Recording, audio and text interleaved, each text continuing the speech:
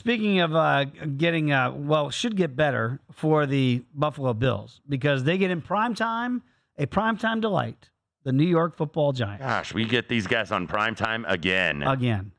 That's what happens when you overachieve like the Giants did last year. You and I will be right here probably watching a demolition at the hands of the Buffalo Bills to the New York Football Giants. Now, the number, though, might be in jeopardy because it opened 11.5. And just think of this. The Bills, lackluster, travel, New York, London, back now to New York. It's a lot of travel, and yet the number goes up a full field goal, 11.5 to 14.5.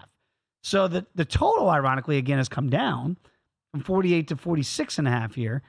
I don't want to lay 14.5. I'm not in the business of doing that, Wes, but I don't know how I back the G-Man. Yeah, because usually a team off a loss, you don't usually get 3 points movement off the opener when they reopen for the entire public to go ahead and bet. But it was more of a negative against the Giants because you got to wonder, man, how much energy do the Giants have right now? Because they play San Francisco, get beat. Then they played Seattle on Monday night, get beat handily. And then having to go to Miami. By the way, Daniel Jones didn't get sacked double-digit times today, but did get sacked 6 times. Oh, boy. And knocked out of the game. This offensive line is bad.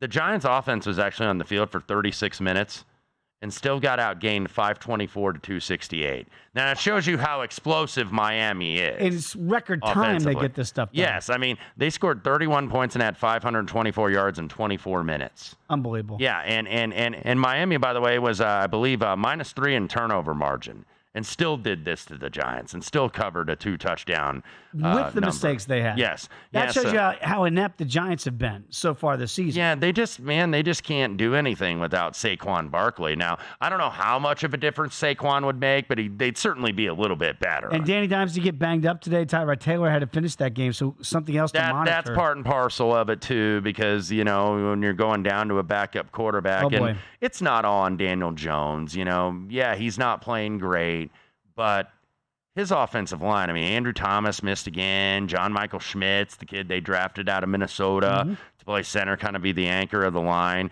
Buffalo had an injury, too, today. Matt Milano, of course, got carried off the field. And I thought that was one of the reasons the Bills kind of were like, they were slow to wake up anyway, but they were like, I think they were a little stunned. They were, and that's their emotional leader, too. So without him, it showed in that first half. So I would expect a better effort from the Buffalo Bills.